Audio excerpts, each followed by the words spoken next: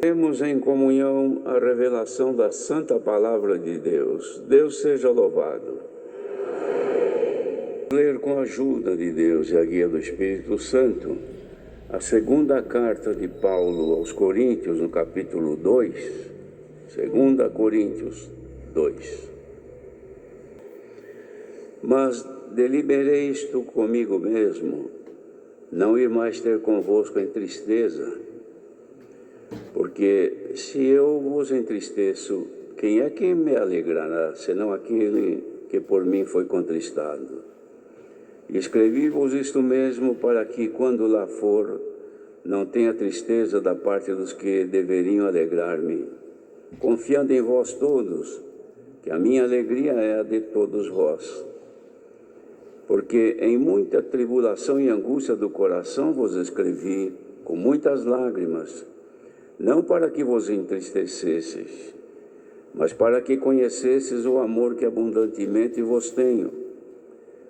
Porque se alguém me contristou, não me contristou a mim, senão em parte, para vos não sobrecarregar a vós todos.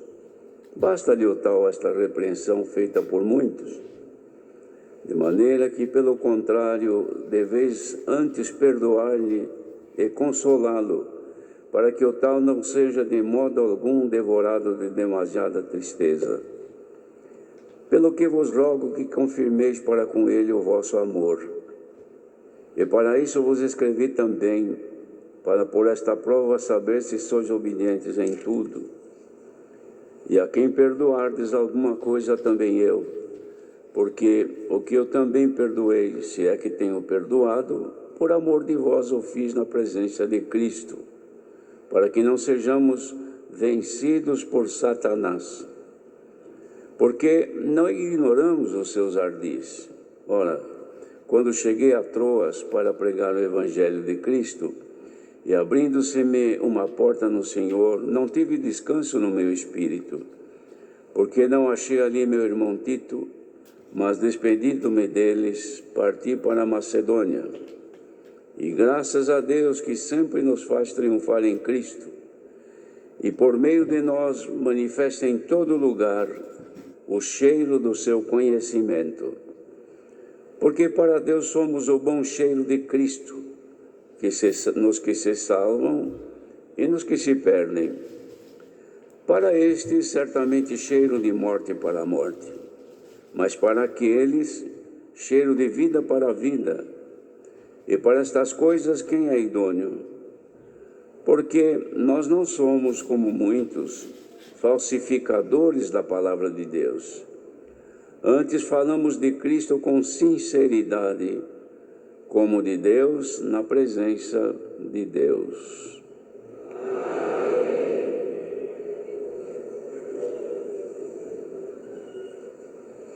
Queridos irmãos, Paulo, apóstolo, manifesta aqui uma carta, nela os seus sentimentos com respeito aos irmãos de Corinto, por causa de um episódio que ocorreu lá em tempos anteriores a este tempo aqui que escreveu, com uma pessoa que estava no meio dos irmãos, era um irmão, mas ele cometeu um delito muito grave, abusando da mulher do seu pai, talvez uma madrasta, não era sua mãe, mas era mulher do seu pai. E ele desrespeitou-a, cometendo um ato ilícito. A Irmandade ficou muito triste com aquilo. Paulo estava ausente. Ao ter conhecimento, ele faz então um manifesto bastante duro, uma medida severa contra essa pessoa, e deixando já uma sentença pesada sobre ele, de que, orando a Deus, entregava ele nas mãos de Deus para que o Senhor permitisse que o maligno também tomasse conta do seu corpo, ou seja, do corpo deste pecador, para que depois, através do seu sofrimento, pudesse alcançar a salvação. Esta foi a medida que ele tomou. E passado então tempos, ele volta agora a saber que a pessoa não saiu da igreja, continuou, sofreu toda aquela retaliação da Irmandade que o separou. Ele ficou ali, padeceu já durante muito tempo. E o apóstolo então também não voltou mais a Corinto depois deste episódio. Ele havia prometido de ir, mas depois não foi possível. Fez então no capítulo anterior uma exposição por que ele demorou, justificando que não foi no tempo que ele pretendia ir. E aqui então, de forma deliberada consigo mesmo, ele decidiu não ir ter com aqueles irmãos. E mostra aqui o motivo qual era. Isto acontece, irmãos, que como a Irmandade reteve aquela pessoa junta deles, e ele, triste com isto, não foi mais a Corinto. Passado um tempo, a Irmandade se entristeceu, e ele, movido por essa tristeza, então escreve esta carta para aquela Irmandade, dizendo e justificando por que ele não foi.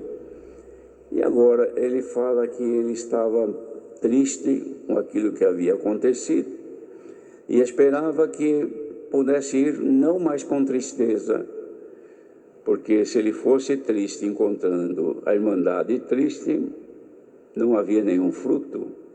Então ele esperava que Deus lhe desse a condição de poder fazê-lo. Escreve que esta carta, então, como resultado daquilo que estava sofrendo.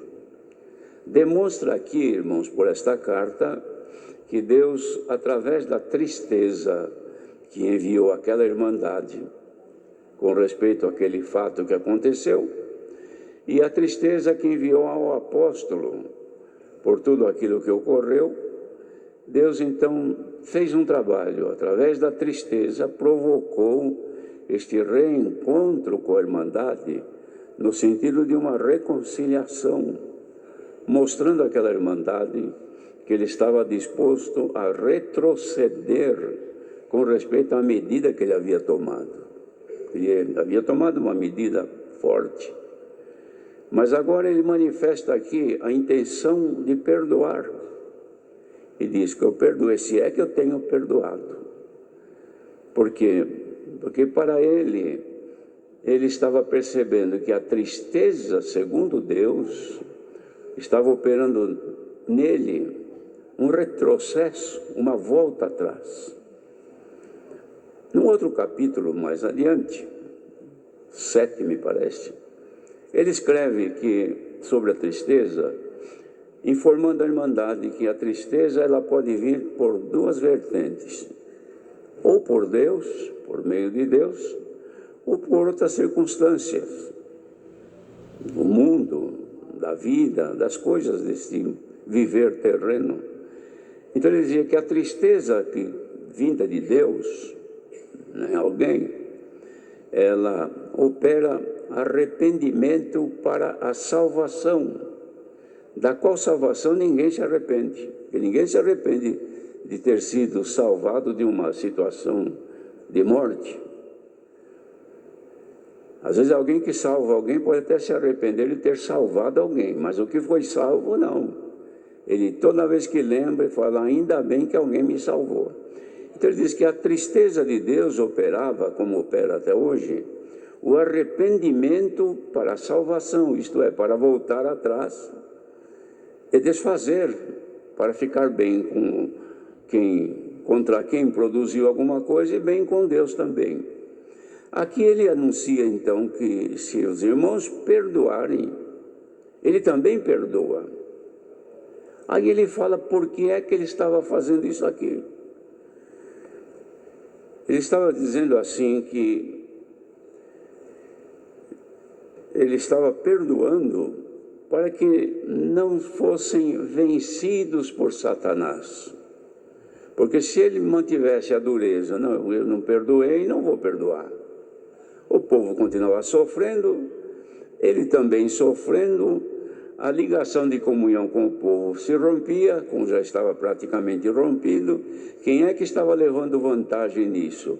Era o adversário, que quer sempre a desunião, através de sofrimentos, de pensamentos e assim por diante. Percebendo isto, o que ele entendeu? Que Deus me mandou em mim, a tristeza e ao povo também, para que nós nos retrocedamos a tudo isto e deixe esse moço na mão de Deus, mas vamos perdoá-lo, para que ele não seja devorado de profunda tristeza.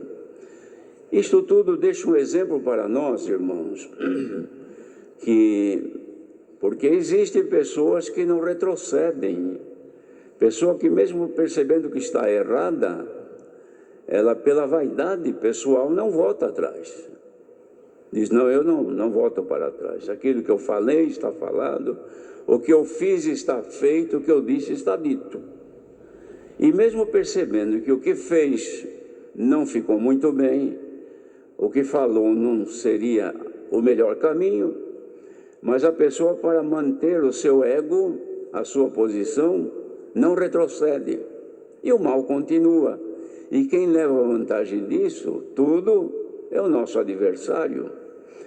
Fica este exemplo para nós, irmãos, que em muitas circunstâncias, a bem da paz, nós devemos de voltar atrás. Mesmo que dissemos alguma coisa, ainda que tenhamos a plena e total certeza que dissemos a verdade, mas para que a coisa melhore e não prossiga uma inimizade que se acrescenta a cada dia, porque a inimizade ela não acaba, ela sempre aumenta, a não ser que seja desfeita pelas pessoas. Então a pessoa não volta atrás.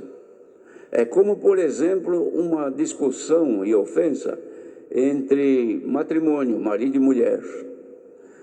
Houve uma ofensa, alguém disse alguma coisa, ofendeu, ou ofendeu a mulher, ou a mulher ofendeu o marido, e ficou ali, então, como consequência disso, um mal-estar e uma tristeza.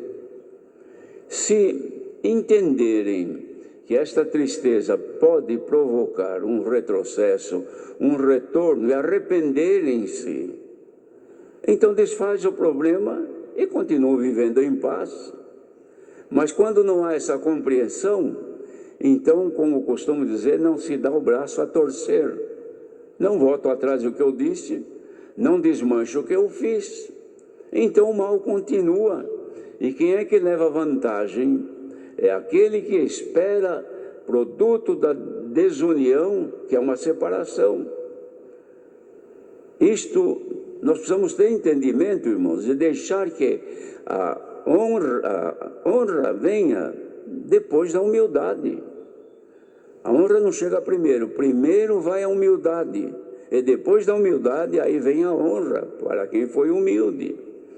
Fica, irmãos, a palavra de Deus ela é clara e é muito forte no sentido de nos mantermos através dela unidos em amor.